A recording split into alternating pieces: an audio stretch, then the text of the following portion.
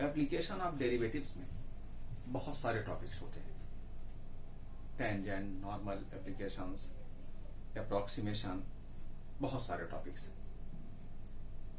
लेकिन आपके CA foundation syllabus के अकॉर्डिंगली जो हम टॉपिक्स पढ़ने वाले वह हैं tangent, gradient, slope, marginal cost, marginal revenue, marginal profit. पर इतने ही वर्ड्स हम पढ़ने वाले, इतने ही टॉपिक्स पढ़ने वाले। अब ये एक एक देखते हैं वर्ड्स ये होते क्या हैं और इसकी मीनिंग क्या है, इस पर बेस्ट क्वेश्चंस कैसे रेज होते हैं। पहला वर्ड आता है टेंजेंट या ग्रेडियंट या slope.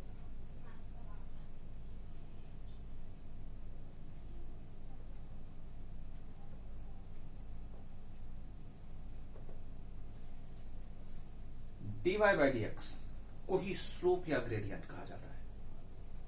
dy by D x को ही स्लोप या ग्रेडियंट कहा जाता है।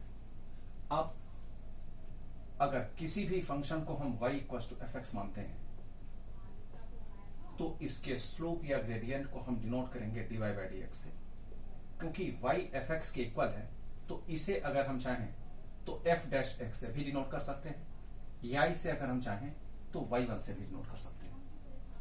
तो कहीं भी अगर आपसे स्लोप या ग्रेडियंट पूछा जाता है तो इसके मीनिंग तुरंत हमें dy by D x calculate कर लेना चाहिए। स्लोप या ग्रेडियंट से रिलेटेड आपके सिलेबस के अकॉर्डिंगली तीन तरह से क्वेश्चंस बनते हैं। जनरली एक पूछा जाता है। इसमें क्या है, सभी थ्री टाइप्स आप ये देखें। फर्स्ट टाइप क्वेश्चन, कोई भी एक हमने कर्व ले लिया, नॉर्मल पर, टेंजेंट पर कोई एक कर्व ले लिया और उसमें हमें स्लोप डायरेक्ट कैलकुलेट करने के लिए कह दिया गया। For example, find the slope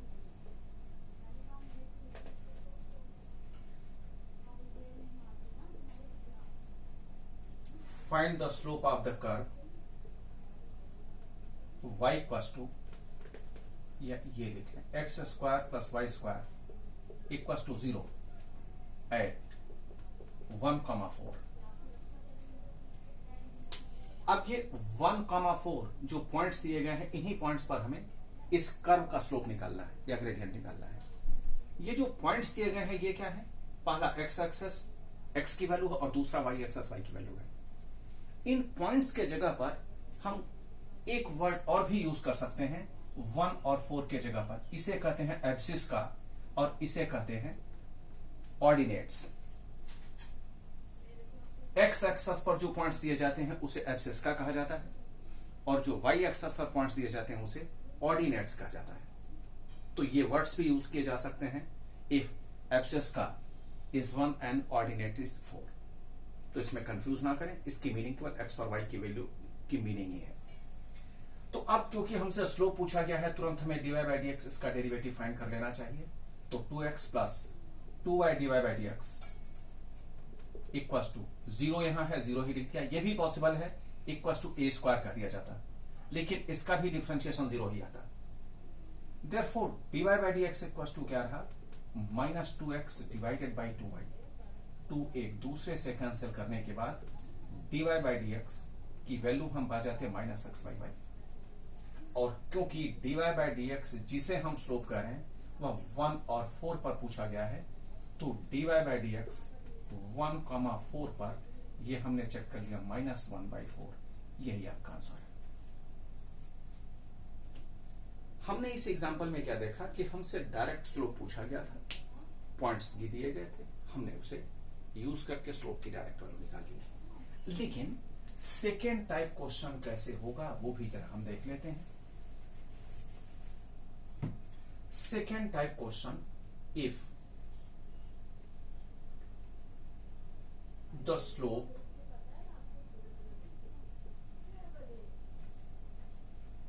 of the point, if the slope of the curve, ये मान लें X square plus Y square plus 2gx equals to 0 at the point 1,5 is -2/3, find the value of g। ये हमसे पूछा गया। अब जरा देखिए, हमसे इस कर्व का स्लोप 1,5 पर जो पूछा जाने वाला था वो दे दिया गया। हमसे क्या पूछा गया? पॉइंट पूछ लिया गया। बहुत सिंपल है, तरीका वही है सॉल्व करने का। तो क्या करेंगे? सबसे पहले इस पूरे का हम स्लोप निकाल लें। एक्स स्क्वायर का स्लोप में डिफरेंशिएशन, एक्स स्क्वायर का क्या होगा? 2x, वाई स्क्वायर का क्या लिखेंगे? 2y divide by D X plus 2gx में 2g लिखेंगे, x का differentiation 1 equal to 0। Therefore divide by D X equal to क्या हो जाएगा? ये रिमेनिंग वैल्यू को हम उधर शिफ्ट कर देंगे, तो 2g और 2x divided by 2y। 2 common लेने के बाद अगर हम कैंसिल करें तो divide by D X equal to हो जाएगा minus g minus X divided by Y. अब हमसे इसी डिवाइड बाई डी एक्स की वैल्यू किस पॉइंट पर पूछा गया है? 1,5 पर। लेकिन 1,5 पर इस divide by D x mean slope की वैल्यू हमारी इस क्वेश्चन में गिवन है, क्या है? -2/3 इक्वल टू माइनस कॉमन ले लें क्योंकि दोनों साइड कैंसिल हो जाएंगे। g प्लस एक्स के जगह पर हम क्या लिख सकते हैं? 1, और y के जगह पर क्या लिख लेंगे? 5। माइनस एक दूसरे से कैंसिल करने के बाद क्रॉस मल्टीप्लीकेशन करें और g की वैल्यू फाइंड करें। तो ये क्वेश्चन का टाइप होता है कि जब आपको स्लोप के बेस पर किसी एक अननोन की वैल्यू कैलकुलेट करने के लिए कहा जाती है। ये था सेकंड। ये भी पॉसिबल है कि आपसे इसी स्लोप की बेसिस पर टू अननोन वैल्यूज को कैलकुलेट करने के लिए कहा दिया जाए। तो ये कैसे करेंगे हम अभी देखें।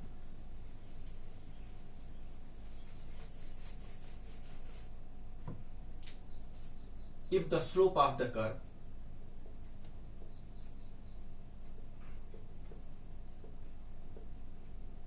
x square plus y square plus 2gx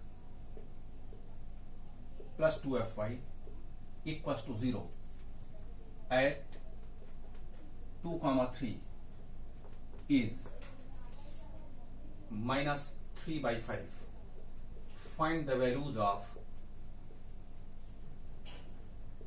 f and g। ये हमसे पूछा गया क्योंकि स्लोप से रिलेटेड टॉपिक है, इसीलिए हमें तुरंत इसका डिवाइड बाई डी एक्स निकालना चाहिए। तो एक्स स्क्वायर का डिफरेंशिएशन 2x, वाई स्क्वायर का differentiation 2y divide by D X plus 2gx का डिफरेंशिएशन 2gx का, क्योंकि x का डिफरेंशिएशन 1, 2fy में 2f कांस्टेंट टर्म बाहर, y का differentiation divide by D X equal to 0। अगले स्टेप में हम डिवाइड बाई डी एक्स को एक साइड में एक साथ रखेंगे, ब्रैकेट में आएगा हमारे पास 2y प्लस 2f, और जो रिमेनिंग वैल्यूज हो उसको राइट साइड में शिफ्ट कर दें तो -2g प्लस 2x आ जाएगा। और डिवाइड बाई डी एक्स की वैल्यू अगर हम निकालें तो इसको RHS में करने के बाद -2 भी कॉमन लेकर कैंसिल करने के बाद आप ये वैल्यू पा जाएंगे। और क्योंकि ये स्लोप जिसे हम डिवाइड बाई डी एक्स कहते हैं वह 2,3 पर हमसे पूछा गया, और 2,3 पर स्लोप की वैल्यू डायरेक्ट आपके क्वेश्चन में गिवन है, -3/5 equal to -g plus x के जगह पर आप 2 लिख दें और y के जगह पर 3 लिख दें प्लस f। माइनस साइन एक दूसरे से कैंसिल करने के बाद क्रॉस मल्टीप्लीकेशन करेंगे तो 9 plus 3f equal to 5g plus 10, और एक स्टेप अगर और सिंप्लीफाई करें तो 3f minus 5g equal to 1 ये हो जाएगा। अब हमें f और g की वैल्यूज चाहिए क्योंकि हमसे ही पूछा गया था, और हम ये जानते हैं कि अगर किसी भी इक्वेशन में दो अननोन वैल्यूज की हम कैलकुलेशन करना चाहते हैं तो मिनिमम 2 इक्वेशंस होने ही चाहिए उनकी फाइनाइट वैल्यू फाइंड करने के लिए। अगर हमारे पास केवल एक ही इक्वेशन है तो f और g की वैल्यूज हम निकाल ही नहीं सकते, ये फाइनाइट वैल्यू नहीं आएगी, इनफाइनाइट वैल्यूज आएंगी। तो इसके लिए एक तरीका तो यह है कि आपके पास जो एक इक्वेशन है वो तो यहां ही है, इन पॉइंट्स को ओरिजिनल फंक्शन में पुट करके x और y के लिए दूसरा एक इक्वेशन क्रिएट करें, और इसे और x और y के 2 और 3 वैल्यूज पुट करने के बाद जो इक्वेशन पाएंगे g और f के फॉर्म में, उन दोनों को सॉल्व कर लें और f और g की वैल्यूज निकाल लें। दूसरा तरीका क्या जरूरत है हमें ये करने की? ये तो हम श्योर हैं कि जो क्वेश्चन हमें दिया जाएगा उसके ऑप्शंस तो दिए ही जाएंगे, तो क्यों ना हम उन ऑप्शंस के बेस पर ही चेक करके देख लें कि किस ऑप्शन की वैल्यू से ये सेटिस्फाई हो रहा है। हिट एंड ट्रायल लगा दे, सुखी रहेंगे, जल्दी आंसर पा जाएंगे। तो जिस ऑप्शन के वैल्यू से ये सेटिस्फाई हो जाएगा वही आपका आंसर मान लिया जाएगा। अब जैसे 3F और G, तो वैल्यू क्या होनी चाहिए? F की वैल्यू 2 और G की वैल्यू 1, मीनिंग 2 और 1 से ये सेटिस्फाई हो जाएगा। मान ले आपका पहला ऑप्शन ही 2 और 1 है, तो और किसी को चेक करने की जरूरत ही नहीं है, यही ऑप्शन सही हो गया। यही हमसे पूछा भी गया था, तो क्या जरूरत है दूसरा इक्वेशन हम बनाएं, सॉल्व करें, उस लेंदी कैलकुलेशन को मिलेगा तब भी 1 नंबर ही। तो ये 3 तरह के क्वेश्चंस पूछे जाते हैं, या तो डायरेक्ट स्लोप, या स्लोप के बेस पर एक सिंगल अननोन, और नेक्स्ट स्लोप के बेस पर 2 अननोन वैल्यूज।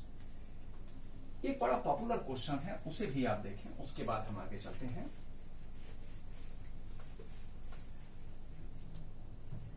एक क्वेश्चन आपको दिया गया, if the curve is in the form of y equals to √4 - x²।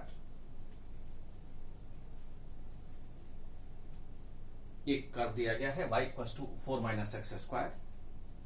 इस स्लोप को फाइंड करना है उस कंडीशन के बेस पर जब ऑर्डिनेट्स और एब्सिस का इक्वल है।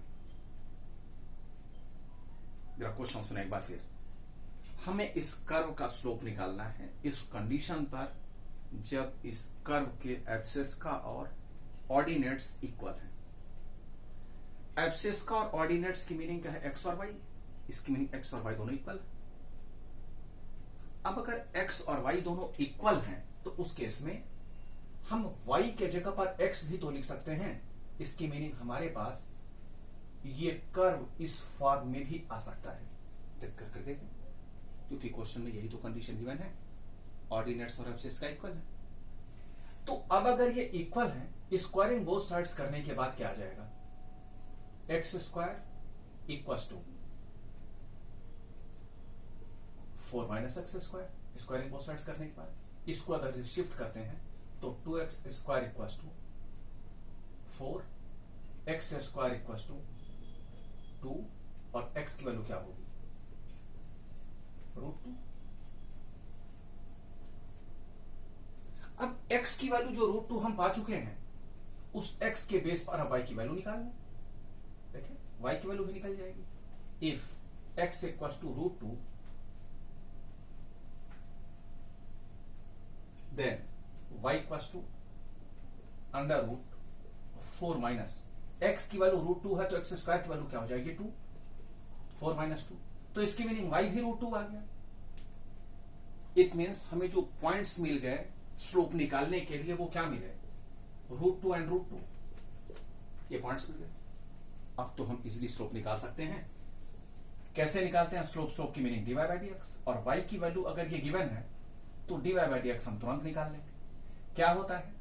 अब इसे हम मान लेंगे, अगर y इक्वल्स टू 4 - x² है तो 4 - x² रेज़्ड टू पावर 1/2। अब क्या होता है? 1/2 4 - x² into d/dx of 4 - x²।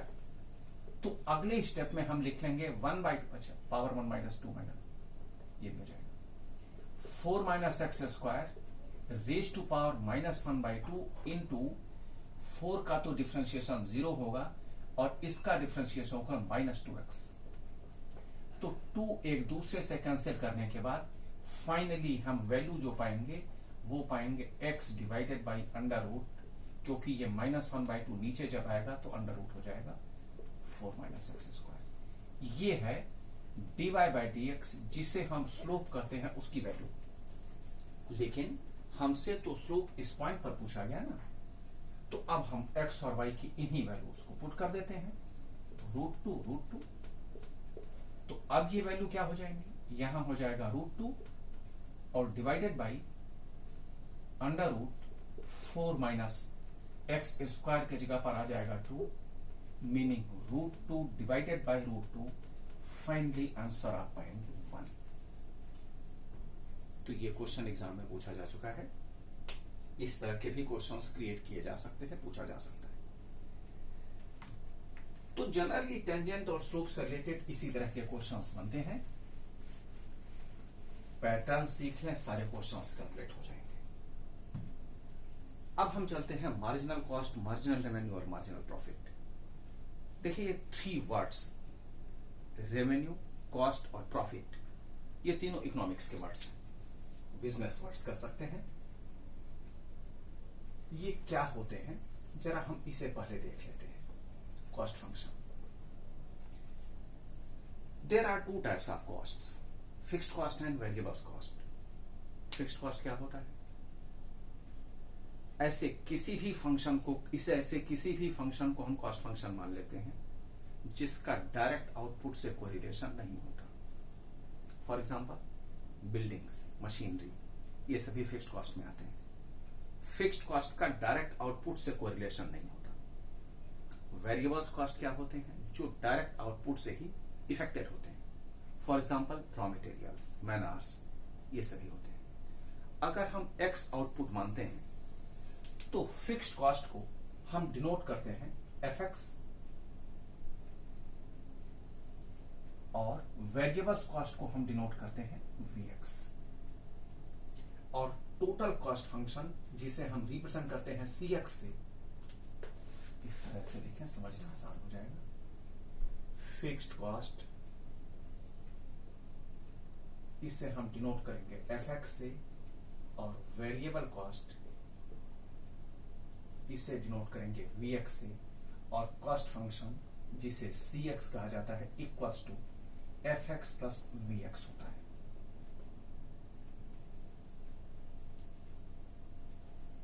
हम इसमें एक वर्ड यूज करते हैं मार्जिनल। देखें, कभी भी कहीं भी मार्जिनल वर्ड अगर यूज होता है तो जिस भी फंक्शन का मार्जिनल कहा जाए उस फंक्शन का derivative with respect to output marginal कहा जाता है। अगर यहां कॉस्ट फंक्शन का हम मार्जिनल निकालना चाहते हैं तो अब इसकी मीनिंग यह है कि हमें उस कॉस्ट फंक्शन को डिफरेंशिएट कर देना चाहिए विद रिस्पेक्ट टू आउटपुट। इसी को मार्जिनल कॉस्ट कहा जाता है। मार्जिनल वेरिएबल कॉस्ट अगर मैं पूछता हूं तो इसकी मीनिंग वेरिएबल कॉस्ट को आप with respect to output differentiate कर दें, मार्जिनल वेरिएबल कॉस्ट हो जाएगा।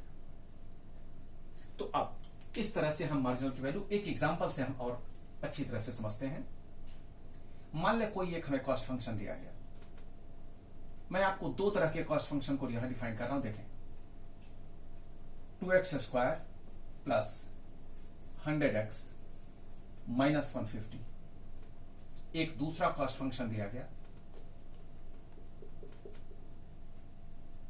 Minus 100x³ plus 50x² plus 50x plus 20x। 2 तरह के कॉस्ट फंक्शन डिफाइन देखें। हमें इस पहले वाले एग्जांपल में से पूछा गया मार्जिनल वेरिएबल कॉस्ट। अब जरा देखें, ये तो हम श्योर हैं कि अगर कॉस्ट फंक्शन है तो फिक्स्ड कॉस्ट और वेरिएबल कॉस्ट को मिलाकर बताया गया है, और इसमें भी अंडरस्टूड है मिलाकर बताया गया। लेकिन हम ये क्लियर कैसे करें कि इसमें वेरिएबल कॉस्ट कहां तक है और फिक्स्ड कॉस्ट कहां तक है? ध्यान से सुने। मेरे से किसी ने पूछा, मान ले मैं कोई एक मैन्युफैक्चरिंग यूनिट चला रहा हूं, मुझसे पूछा गया, किसी ने मेरे से पूछा कि आपका जो ये जो मैन्युफैक्चरिंग यूनिट है इसमें आपकी कॉस्ट कितनी आती है? ध्यान से सुने, आपकी कॉस्ट कितनी आ रही है पर यूनिट, या टोटल कॉस्ट फंक्शन आपकी कितनी आ रही है? मैंने आंसर दिया ₹150। एक एग्जांपल, छोटा सा एग्जांपल। फिर किसी दूसरे ने पूछा कि आपकी मैन्युफैक्चरिंग कितनी आ रही है, कॉस्ट कितनी आ रही है? बड़े अच्छे मूड में मैं था। मैंने कहा कि ₹100 भाई साहब मेरी फिक्स्ड कॉस्ट आ रही है और वेरिएबल कॉस्ट आ रही है मेरी ₹50। मैंने बताया दोनों को सही, लेकिन डिफरेंस क्या था? हमने जो ये ₹150 जिसे बताया उसमें हमने ये क्लियर ही नहीं किया कि फिक्स्ड कितना है और वेरिएबल्स कितने हैं। हमने बताया ही नहीं, तो 150 हमने टोटल मिलाकर बता दिया। कोई क्लियर कर ही नहीं सकता। इसमें क्या था? हमने दोनों को अलग अलग क्लियर करके बता दिया कि ये फिक्स्ड कॉस्ट है, ये वेरिएबल कॉस्ट है। ये डिफरेंस है किसी कॉस्ट फंक्शन में फिक्स्ड और वेरिएबल्स को डिफाइन करने के लिए। अब यहां देखें क्या है, जो फंक्शन डिफाइन किया गया उस फंक्शन में ऐसे जिस भी पार्ट में एक्स वेरिएबल इन्वॉल्व होगा वो वेरिएबल्स कॉस्ट कहे जाएंगे, और जिसमें इन्वॉल्व नहीं होगा ये वो फिक्स्ड कॉस्ट कहे जाएंगे। तो पहले में हमने ये बता दिया था कि 150 हमारी फिक्स्ड है और ये सारी वेरिएबल्स हैं, हमने मिलाकर बता दिया। अब एक्स आउटपुट के बेस पर जो भी आएगा, क्योंकि इसमें आउटपुट यूज ही नहीं हुआ है, देखें कोई रिलेशन ही नहीं है।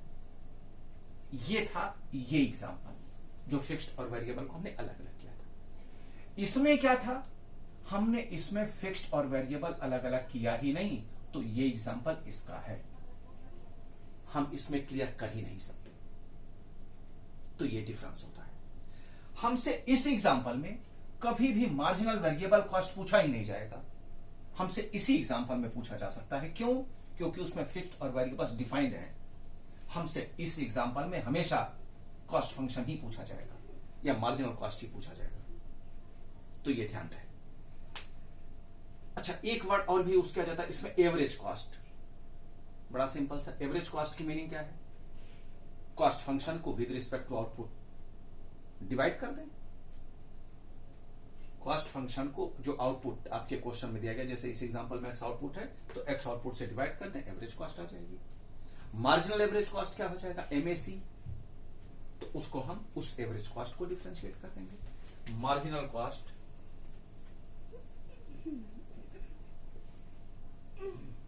अगर कॉस्ट फंक्शन हम मान लेते हैं तो इसे हम रिप्रेजेंट करते हैं एमसी, मार्जिनल कॉस्ट होता है।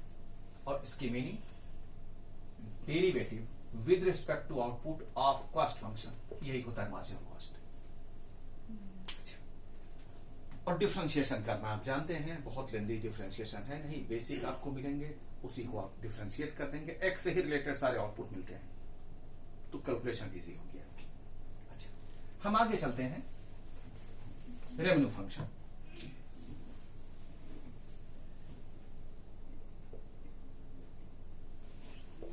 रेवेन्यू फंक्शन क्या होता है? अगर एक्स आउटपुट है तो revenue function equals to price per unit into output. Price per unit हम स्मॉल पी लेते हैं, अब आउटपुट एक्स आपको दिया गया है तो पी इंटू एक्स, ये रेवेन्यू फंक्शन होता है। जो प्राइस पर यूनिट होता है उसको कहीं कहीं कुछ कुछ क्वेश्चंस में डिमांड फंक्शन भी कह दिया जाता है। अगर किसी क्वेश्चन में किसी मैन्युफैक्चरिंग यूनिट में आपको दे दिया गया demand function P equals to something 3x square minus 4x, तो ये जो डिमांड फंक्शन दिया गया P equals to 3x square minus 4x, यही प्राइस पर यूनिट है।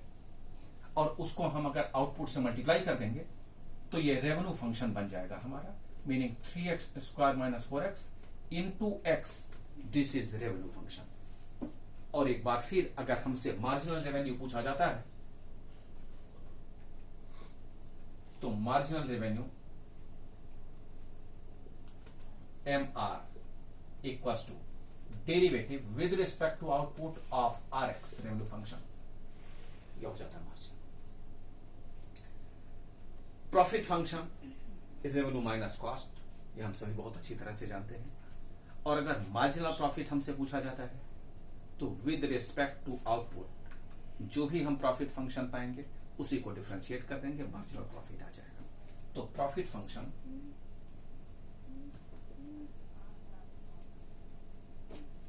जिसे हम जनरली कैपिटल P से रिप्रेजेंट करते हैं, तो PX equals to RX minus CX।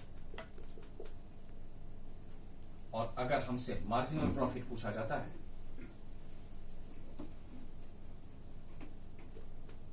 MR equals to derivative with respect to output of PX। ध्यान रहे, आउटपुट अगर X के फॉर्म में नहीं है, किसी दूसरे फॉर्म में है, तो हम D बाई वह कर रहे होते। अगर आपको आउटपुट Q के फॉर्म में है तो D बाई DQ कर रहे होते हैं। तो इस तरह से मार्जिनल कॉस्ट, मार्जिनल प्रॉफिट और मार्जिनल रेवेन्यू। मार्जिनल प्रॉफिट से रिलेटेड और भी बहुत सारे वर्ड्स बनते हैं, जैसे ब्रेक इवन की position, there is no profit no loss, profit function equals to 0, revenue equals to cost, तो टू रिकवर इट्स कॉस्ट, बहुत सारे वर्ड्स बनते हैं। लेकिन इससे रिलेटेड क्वेश्चंस आपके सिलेबस में नहीं है, नहीं दिए जाते। ठीक है, मीनिंग एक ही है, सबकी मीनिंग एक ही है जो मैंने अभी कहा है। To recover its cost, to recover its cost में जितना हमारा रेवेन्यू हो उतना ही कॉस्ट हो जाएगा। Same meaning profit function equal to zero, again recover its cost meaning profit function zero होता है तो कॉस्ट और रेवेन्यू इक्वल हो जाएंगे। या मैं कह दूं कि profit function equal to break even position में कह दूं, ब्रेक इवन पोजीशन में भी जितनी हमारी कॉस्ट हो उतनी हमारी रेवेन्यू की आ गई। तो ऐसे कुछ वर्ड्स बनते हैं, तो इसमें आप कंफ्यूज ना करें, जो आपके क्वेश्चन बनते हैं उसी के अकॉर्डिंगली कैलकुलेशन करें, सारे क्वेश्चंस कैलकुलेट हो जाएंगे।